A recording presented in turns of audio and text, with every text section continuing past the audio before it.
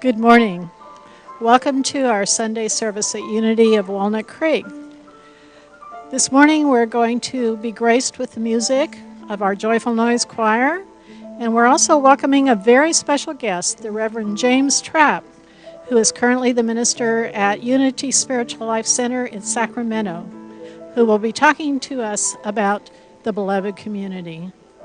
So take a deep breath, let all your distractions go, come into the center of your being, and get ready to join us for our service this morning.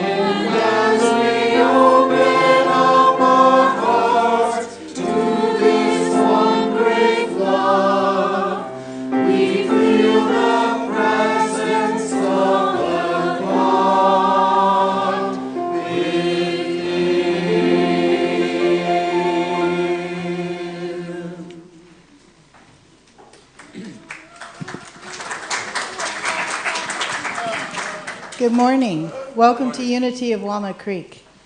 Today, we celebrate the birthday and the legacy of Dr. Martin Luther King Jr. Our songs reflect the message of civil rights era and recognize a new movement dawning in the world today. Our brightly colored scarves represent the diversity of all our brothers and sisters. Happy birthday, Dr. King. Your dream has become our dream, and your dream lives on. Now will you please remain seated and join us in singing Unite With Me.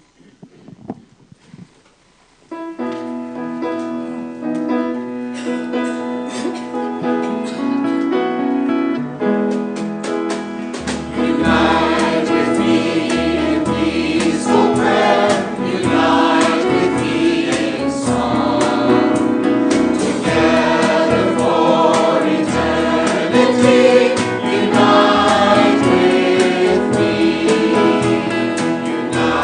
with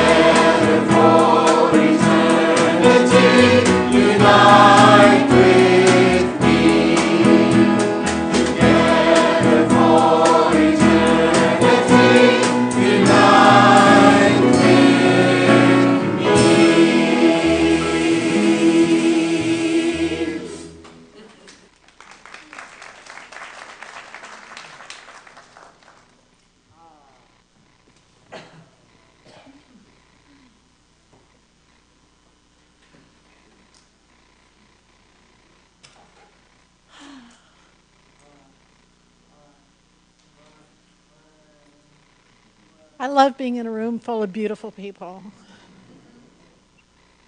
Good morning. Good morning. My name is Susan Galvin. I'm past assistant minister here at Unity of Walnut Creek, and I want to welcome you here this morning. Before we begin, would you join with me in turning to the camera and waving good morning to the people at home? Woo-hoo. Thank you for joining us. Your participation is an important part of our service. If you are new to our services this morning, we're very glad to welcome you, and we are also happy that you have chosen to be with us today. Turn the page. Unity is a positive path for spiritual living. We are each and every one of us on a spiritual journey, and we know that, or we wouldn't be here this morning in this place. And yet at the same time, coming together as a community brings something to that spiritual journey we are each on that only emerges when we come together in this way. I feel it. I take it into my heart. To me, it's like a special spiritual vitamin. So I thank you for being here and helping to create that for all of us. Today you may hear teachings from different spiritual paths. Unity recognizes that there are truths in all of the world's great religions and that we can learn from each. We celebrate the many paths to God while focusing on the divine presence within us all. So will you join me now in affirmative prayer as we begin our service? Bring your attention into your heart. Breathe out and let go of all the busyness that brought you here. And join me. There is only one presence and one power in the universe and in my life, the all-loving goodness of God. Now take a breath, breathe into your heart, and let yourself go one step deeper. There is only one presence and one power in the universe and in my life, the all-loving goodness of God. And as that spreads through you, let's anchor it one more time.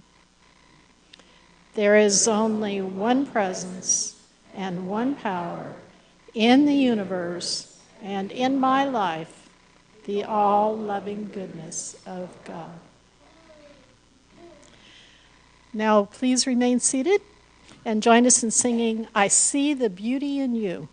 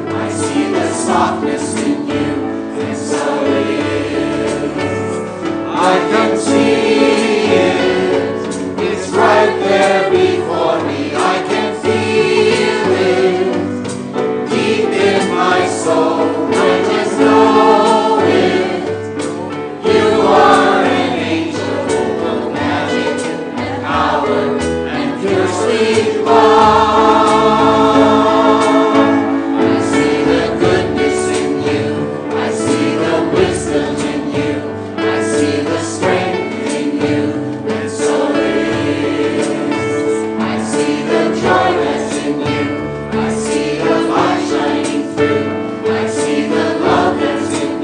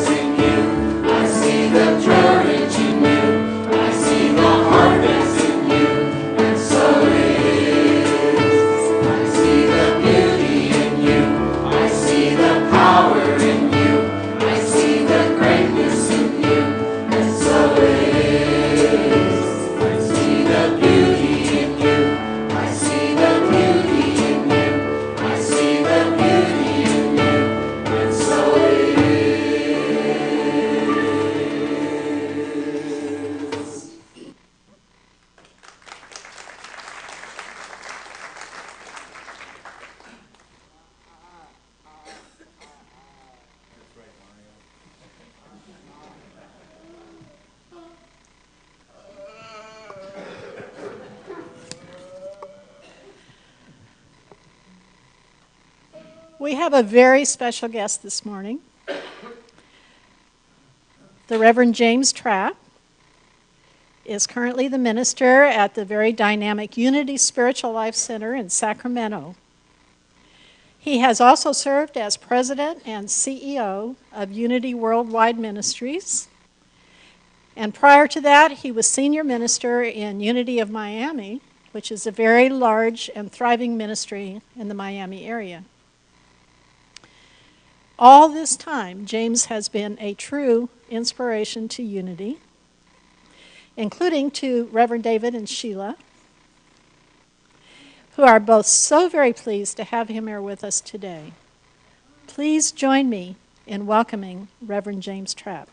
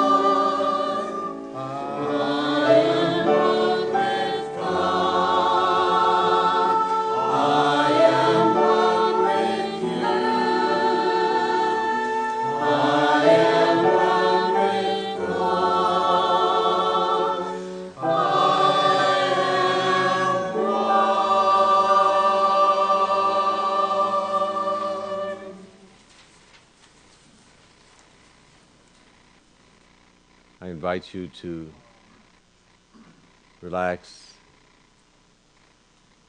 and be fully present to the nowness of this moment.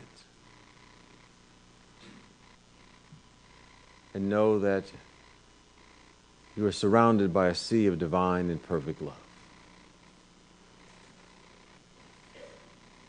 That there is a presence that is always for you and can never be against you. This presence is known by so many names. Some may call it the Atman presence, the Buddhic heart,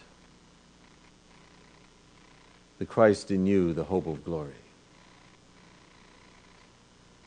Our task, regardless of what we may call it, is simply call it forth as the activity of our awareness, the activity of our consciousness. This presence that is beyond words, but can be captured in our hearts, is divine love itself. It is peace, it is joy, it is wisdom, it is wholeness and vitality and vigor. And we, being made in its image and likeness, are a composite of every good and perfect idea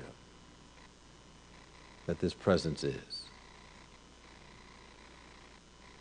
So we remind ourselves that indeed we are peace and love and joy and wisdom and wholeness. And we indeed are this loving presence in form. And we come here to perfect that loving in every thought that we have, the words that we speak, and the actions that we take.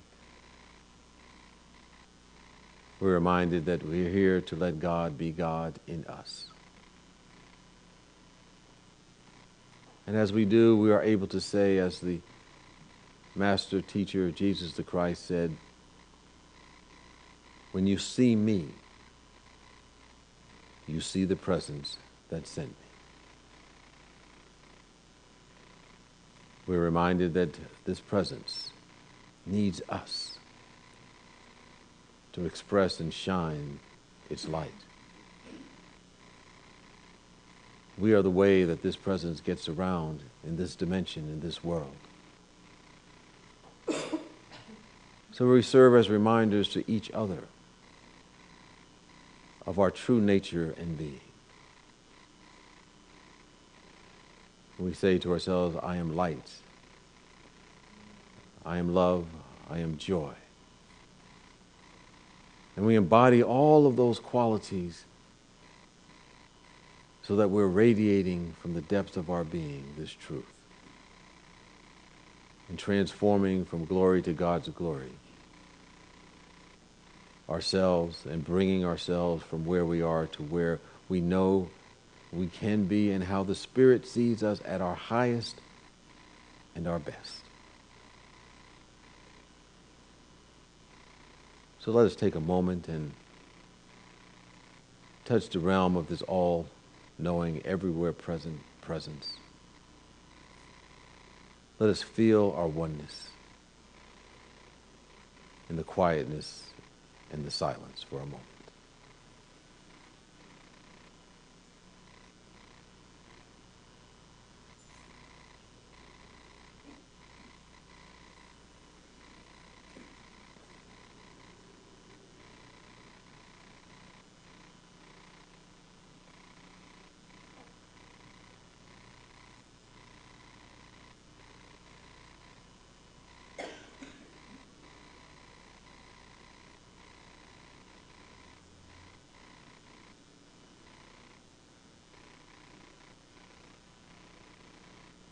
The Spirit of God is upon us.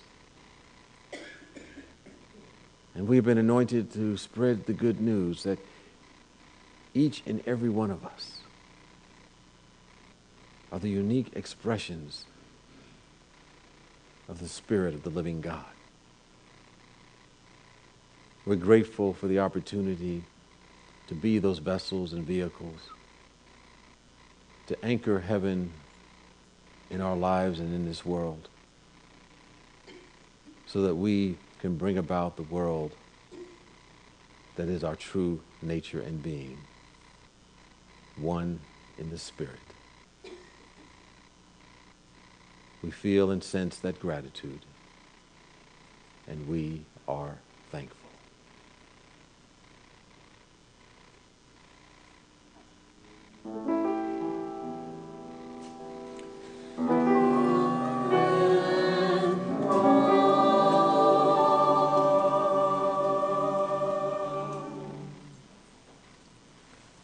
And so it is, and so we let it be. Amen.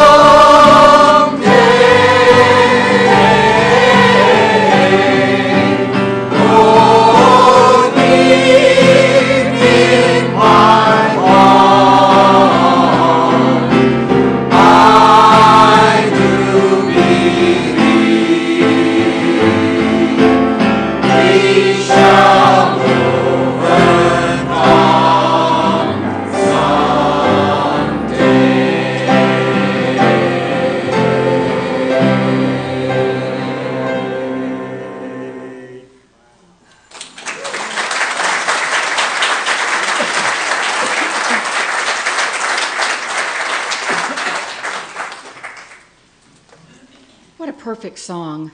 You know, it's whether if it's a people, if it's a religion, if it's our own inner demons, you know, that's what God's for, is to help us overcome. What a great song. Thank you, Sheila. Thank you. Good morning. Good morning. I'm Linda Stevens, and it is my joy and my honor to be here with you today and to bring a few things to your attention. You know, we got 2 special events next weekend. Starting on Saturday, we're going to have a heart math resilience advantage. And if you guys don't know Carolyn Jansen, she is phenomenal, okay? Carolyn is one of Unity's. Oh, yes, very good. Carolyn, stand up. I don't know that everybody knows who you are. Carolyn has been around Unity for years and has been part of the Heart Math movement with children and with adults. And for her to be part of Heart Math here at Unity, I am so blessed and so honored. So she's going to be doing the Heart Math Resilience Advantage. Carolyn brings a wealth of experience as a resilience coach, a classroom teacher, a parent educator, and facilitator. Thank you. And this year, the second thing is going to be our year of forgiveness. We're launching this powerful focus next weekend with a special program on Sunday. Joining us, we'll have the founder of the Worldwide Resilience Forgiveness Alliance, with inspiring stories of forgiveness in an afternoon panel, who will be sharing different understanding of the forgiveness experience. Be sure to join us for those 2 special happenings. Our spiritual learning classes have already begun, but drop-ins are always welcome. And we have a great selection of very powerful classes this semester. And it's almost February, so you guys know what time that means? Crab feed. Yes. I just like you guys planned that. Oh, thank you. And it just happens to be on my birthday again this year. You know, when Saturday the 28th falls around and it's crab feed time, I think you guys are throwing me a party. So, whether you are or not, I hope you come to the crab feed. And Leslie Tremaine is already out there, got her table set up, looking for volunteers, and ticket sales are on. And the crab feed is one of our biggest, funnest times of the year. Now, if you were planning on coming to the connection class this afternoon at 2, I got bad news. They had to cancel it today for some reason. So plan on it next time. Now, it's time for you to stand up. Is that the end of the announcements? That's all I've got. Anybody else got something? You just never know about this group. Hi, Mario. I know, darling. It's always good to see you. Good to see you. Now, it's time for you guys to tell each other good morning. So until you hear the gong, stand up and give people around you a good morning.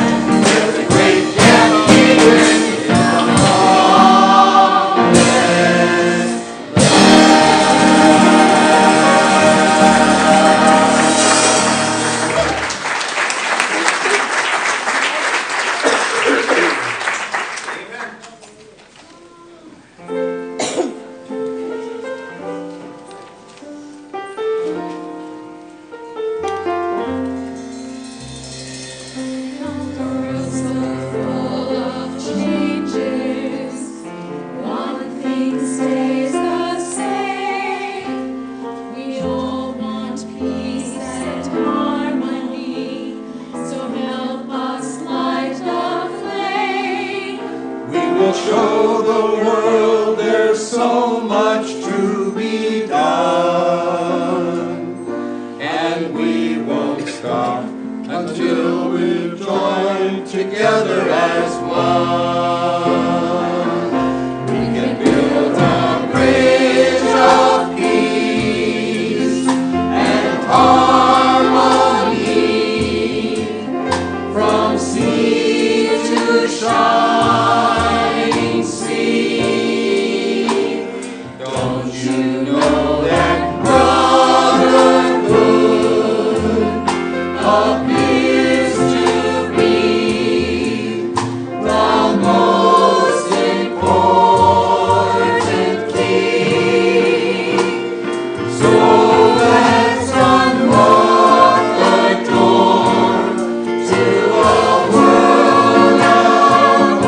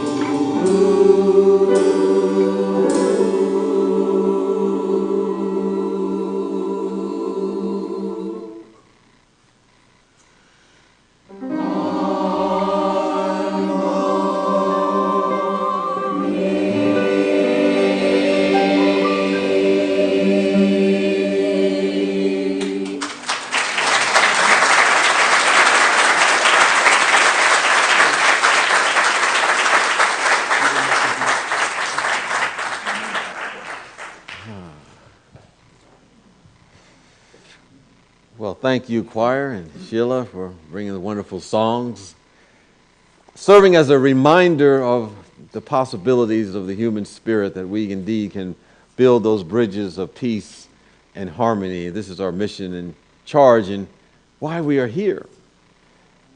I shared earlier in the earlier service that I was approached recently by a friend and congregant, because I've been looking at all the headlines that have been taking place, across the world in the last year or so, and sometimes in recent weeks. The killings in Paris, France, that recently took place. The protests and uprisings that happened as a result of Ferguson. What had happened in New York City with the slaying of the police officers. And so they come to me because, a spiritual person has said that, all the answers are somehow within us. So they come to me and say, you're the answer, man. What is the solution here? How can we get over this? What is it that we're supposed to do? And part of my mind was going back to Scooby-Doo and say, I don't know. I don't know.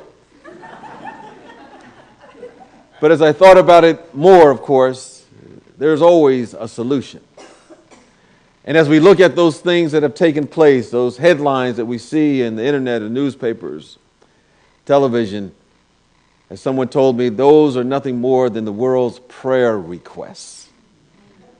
They're telling us what we ought to be praying for and how to look at it from a higher perspective, a higher point of view. Because that's what prayer is, as Emerson said, the contemplation of the facts of life from the highest point of view.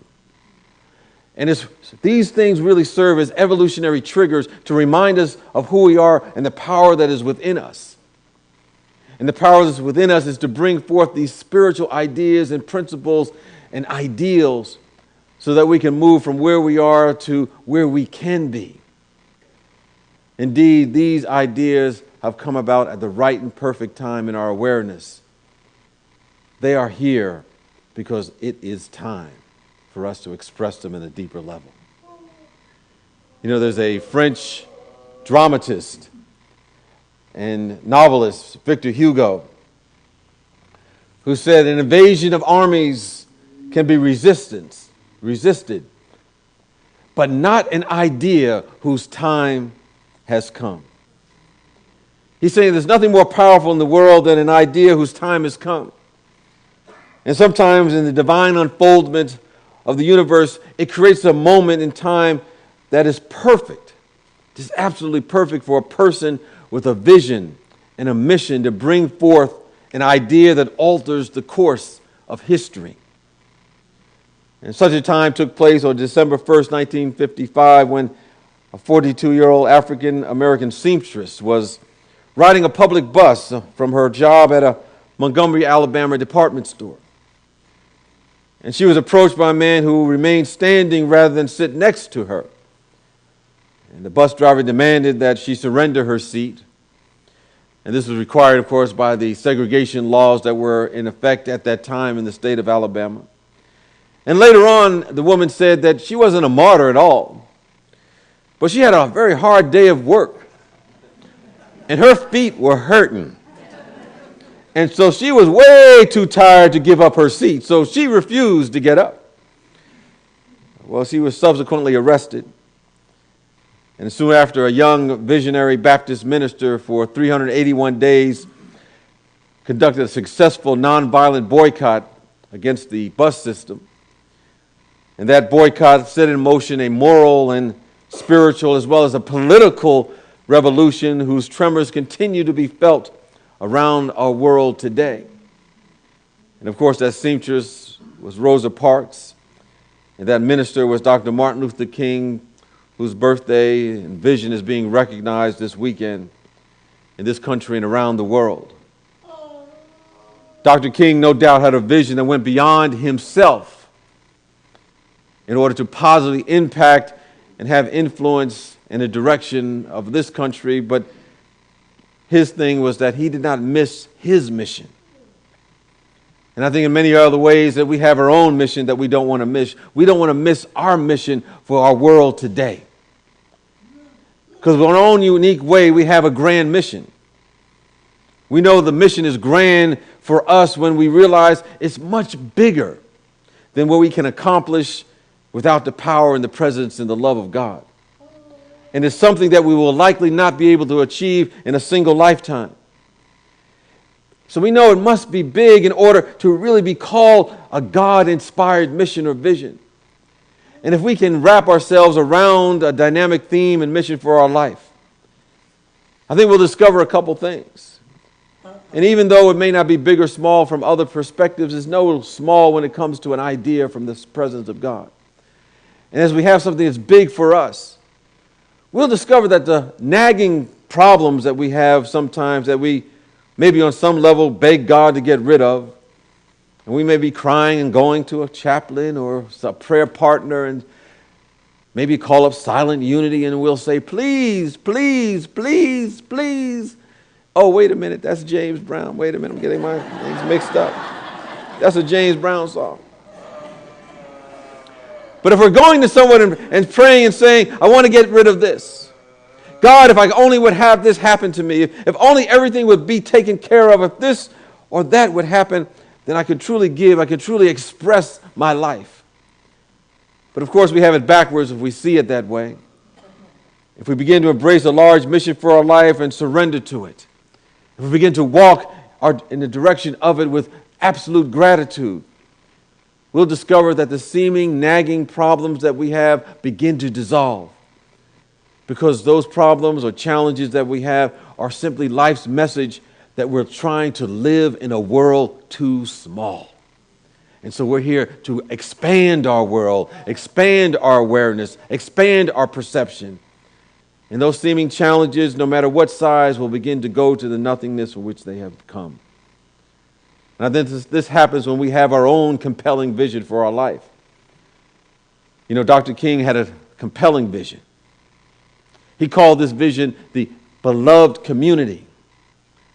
And as we celebrate his life and his birthday and his legacy, we want to look at that vision because we want to be the vehicles for its expression and continue to have it expressed in our world and use it as an inspiration for our own lives. You know, the beloved community can be referred back to this scriptural reference that says, beloved, let us love one another because love is from God. Everyone who loves is born of God and knows God. And out of that reference, the phrase the beloved community was coined by a Methodist minister by the name of James Lawson, and it was later adapted and adopted by Dr. King during the Civil Rights Movement. You know, the Apostle Paul called it the colony of heaven. It's a place where everyone operate on the planet as if they were all brothers and sisters because they are. As if the boundaries that seem to separate us are false because they are. This beloved community that Dr. King spoke about, that Reverend Lawson spoke about, that Mahatma Gandhi spoke about, that the Jesus the Christ spoke about, that the Buddha saw in his vision, that all the mystics and the leaders of spiritual movements have come through the ages, it is something that's real. And it's not a figment of our imagination. And anyone who's been on the path of spiritual growth long enough and has done a little bit of work on their soul, a little bit of fellowship, a little bit of prayer work, a little bit of insight, a little bit of contemplation, ultimately come to the realization that this beloved community is an eternal spiritual idea in the mind of the Spirit of God. It goes beyond sometimes our rim of our thinking that we have. But this spiritual idea is indeed a compelling one. Now, I think the first thing we want to do is realize that the template, the model is already there. It may not appear that way as we look at some of the challenges that we may be facing in our lives and in our world. But Emily Cady, who wrote, of course, Lessons in Truth, said that if we did not know it as a living reality, that behind all the multitude and variety of human experiences, the wars, the rumors of war, the sense of separation that we have, that behind all of that, there is a mastermind that sees the end from the beginning. And if we did not know it we might become discouraged as we look at those headlines, as we look at those challenges and tragedies. But there is a plan, there is a vision that's waiting to catch our attention. Indeed, our world needs a compelling vision. Last compelling vision in America probably was Martin Luther King's "I Have a Dream." And he began to speak about his dream and the possibility of everyone living together and working together and being creative together. And we are here to expand upon that vision in our own way. You know, the astronauts, when they often came back from space, many of them said they had a spiritual epiphany, where they no longer saw the lines drawn on a map because they realized that was just a human creation. So sometimes we may ask, what can we do right where we are to further the beloved community that Dr. King championed and articulated so well? Well, we go back to that scriptural reference that said, "Beloved, since God loved us so much, we must also love one another." And no one who has ever seen God, yet if we love one another, God lives in us, and his love is perfected in us. Now, of course, that sounds simple on the surface, not necessarily easy, because I also like to say it's sometimes impossible to love humanity in general. In order to really practice this love, we have to practice it in particular. Because when it comes to loving our neighbor, it may be a challenge. When it comes to loving the person in the cubicle right next to us, that gets on our last nerve. Or coming to loving that person, as I said, who's in the 8 items or less line in the grocery store, and they got 25 items in their cart, and they know it. Or loving that person with a different background. Sometimes it becomes a little more challenging.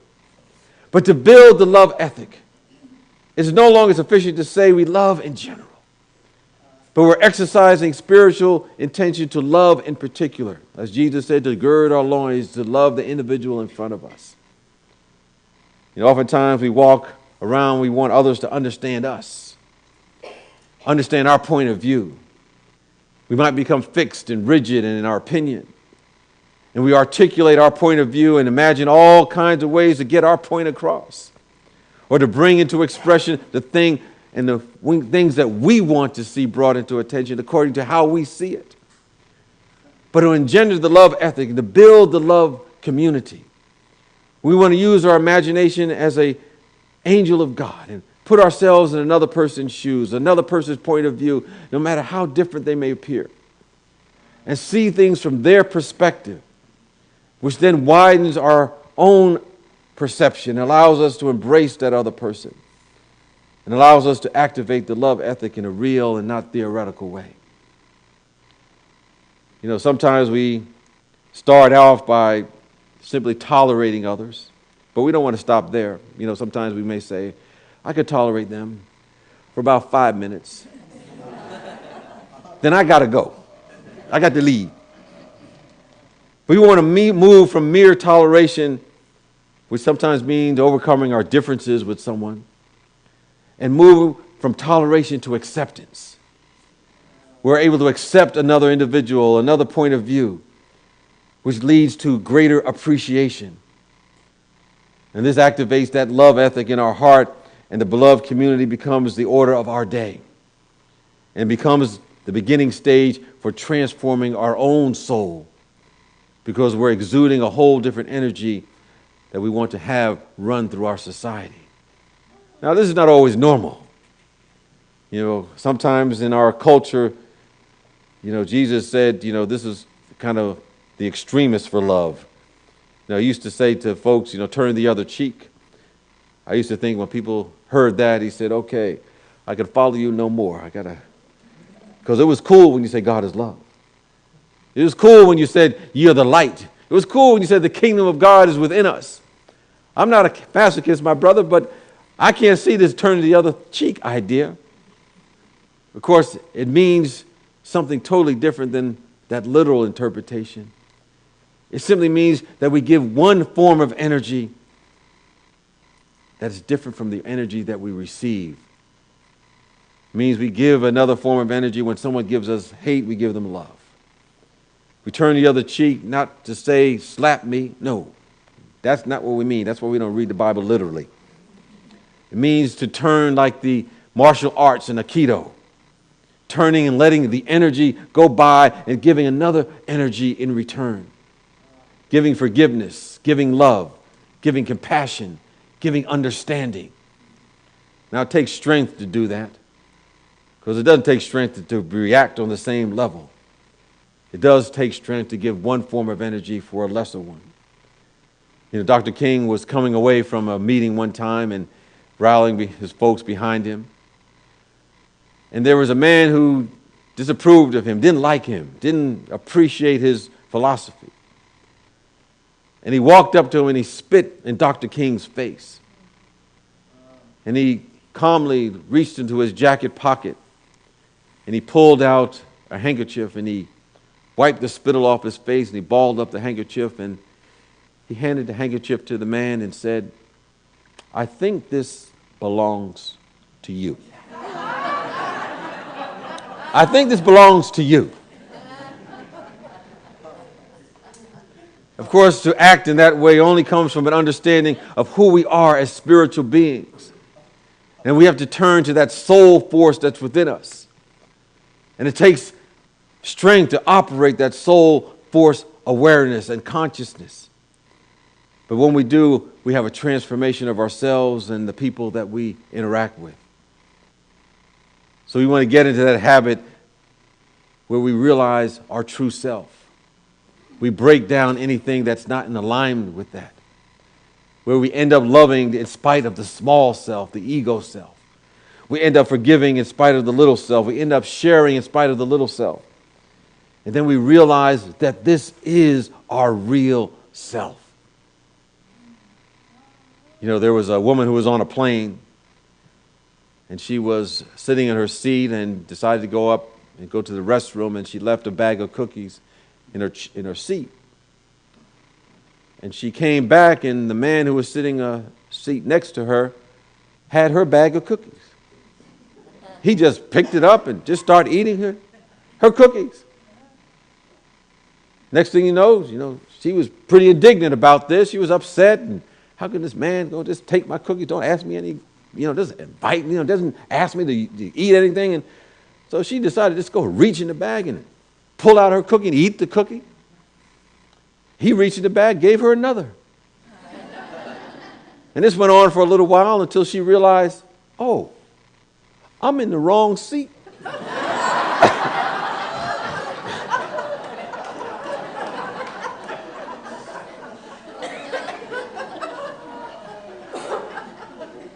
And so she, embarrassed and everything, so she said, well, here I am, reaching into your bag of cookies, eating your cookies, and you're not saying anything.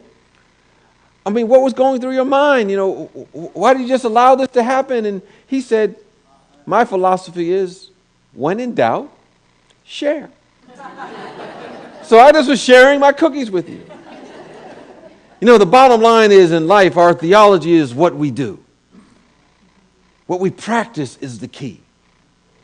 Regardless of what our philosophy may be, our real theology is what we do. That's an empowering theology. So what do we do when we're faced with revenge in our time?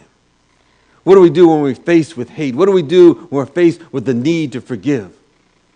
If we have a lofty belief that God is good and going to forgive one day, then our theology, one day we're going to forgive. One day we're going to love. Somewhere in the future, we're going to practice what we say we believe. But that's not empowerment. It's a delay tactic of the ego. It keeps us inundated with the prevailing thought of the day that says, protect ourselves till we die. When we come to any spiritual community, we're not here to go with the prevailing thoughts of the day and the world. We're coming to a point of evolution or revolution to change and to transform. Because all spiritual centers worth their salt are not trying to fit into society or fit into our world. They're trying to change society by changing the person, by changing ourselves. And then our world will reflect what's going on in us. When we practice these principles, we begin to break down any barriers that we have created between people and groups and nations. We want to download that beloved community that Dr. King dreamed about. We want to begin to look at each other and we will see that magnificent beauty that the choir sings about. And we'll stop seeing differences. Sometimes I just look around at the miracles that are all around us. And I say, wow, how does God keep coming up with this? There's billions of people on the planet. There's a magnificent miracle right beside us. You're sitting next to a miracle. In fact, turn to a friend, man. I'm a miracle and so are you. Just turn to a friend and say, I'm a miracle and so are you.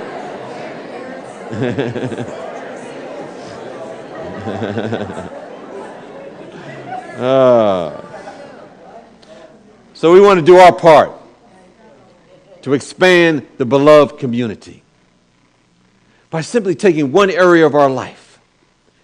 One area in our life we can practice these principles, practice this love ethic. One area we can rebel against business as usual. One area of life where forgiveness can become the order of our day. And I know that this is a community that is embarking heavily on the power of forgiveness. And when we do that, our seeming upside down world will be turned right side up.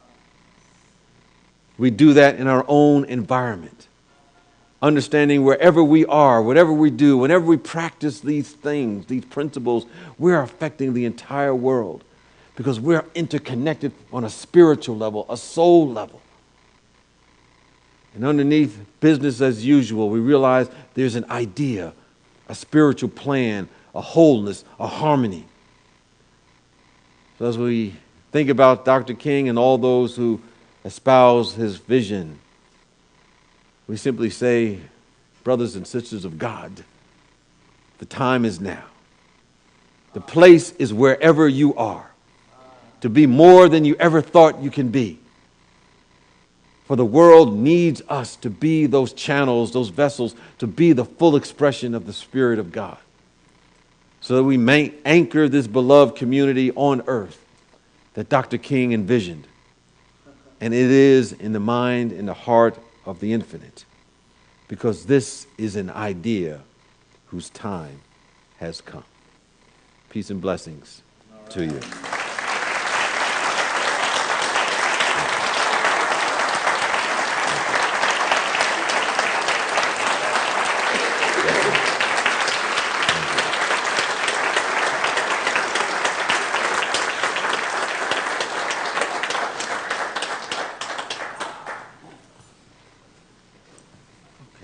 I'm done, right?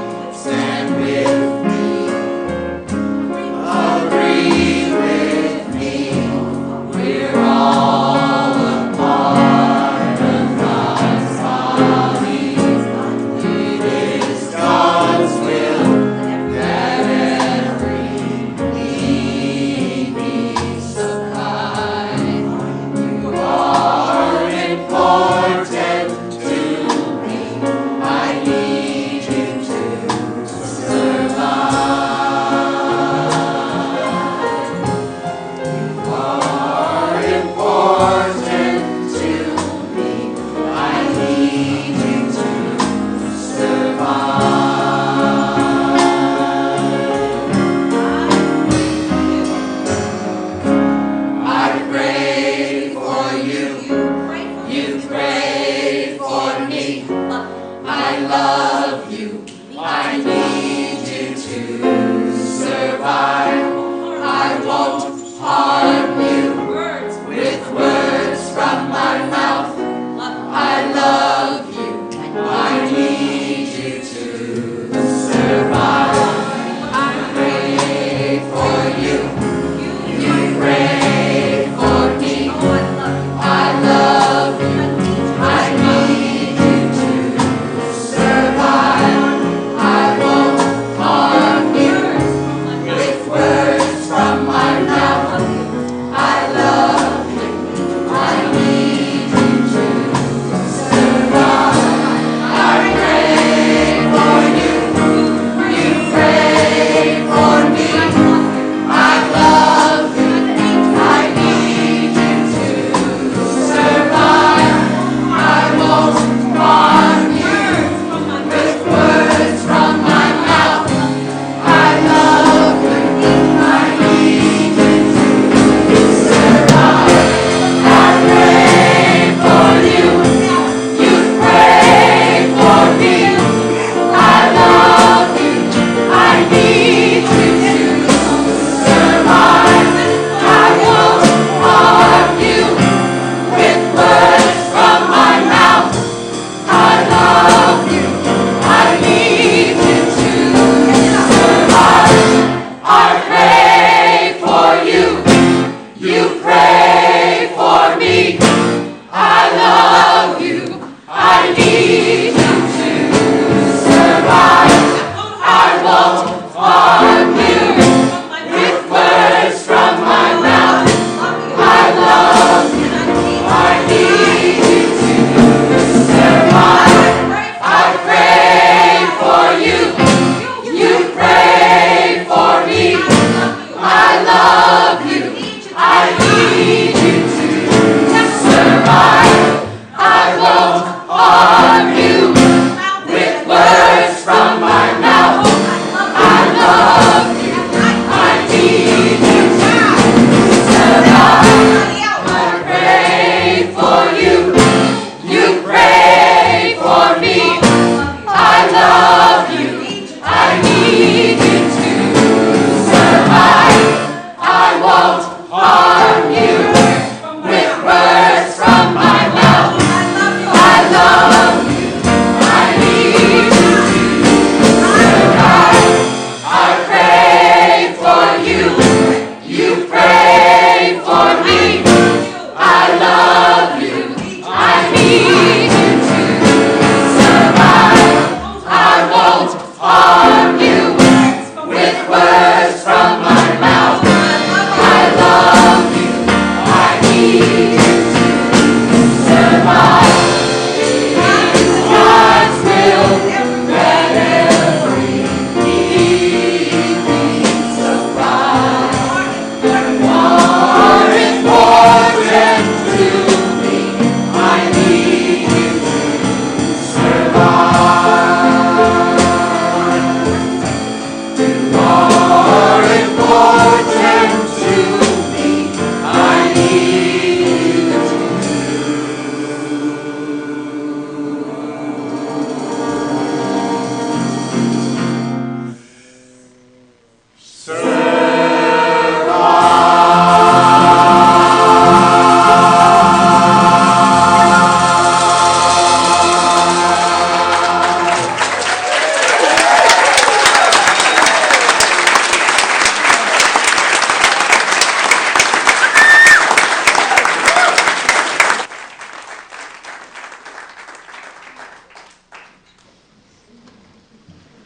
Whew.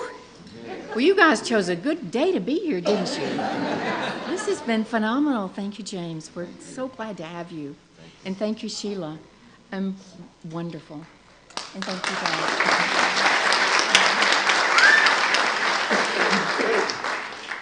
Our heart ministers are available after the service for support for challenges or celebrations, and you'll know them by the lavender stoles.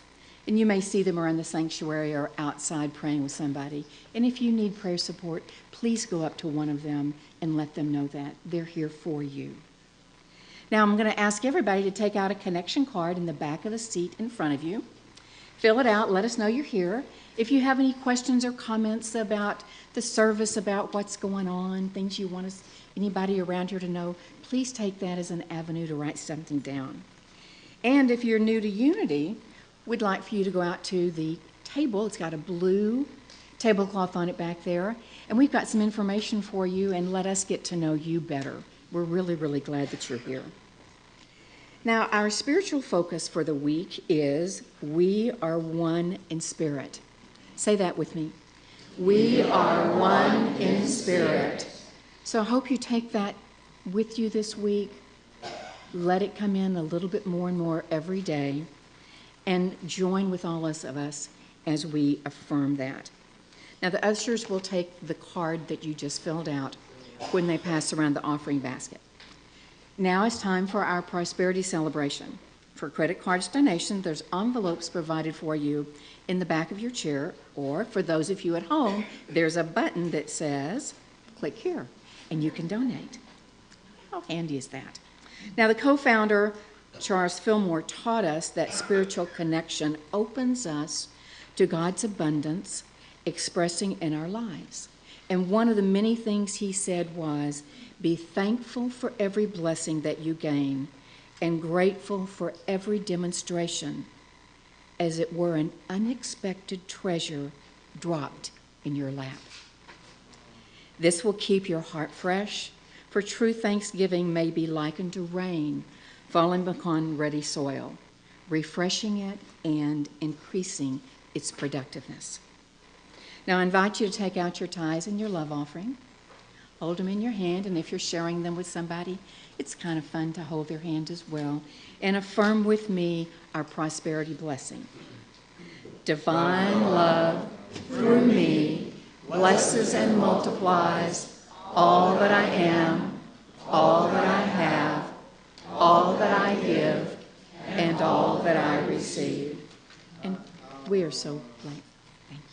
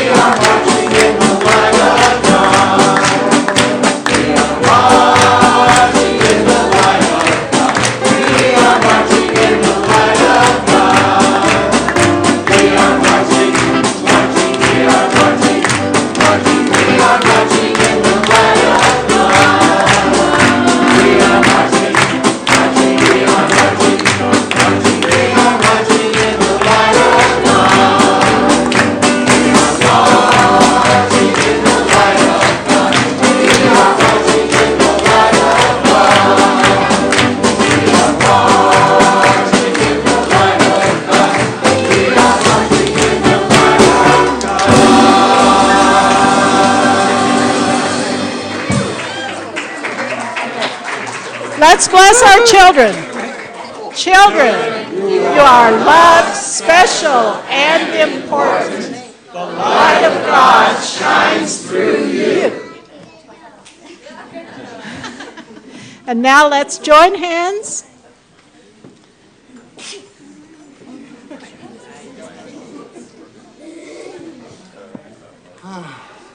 And let's say our prayer of protection.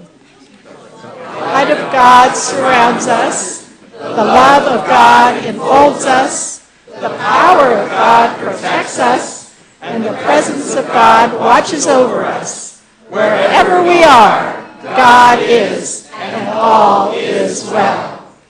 And now our peace song.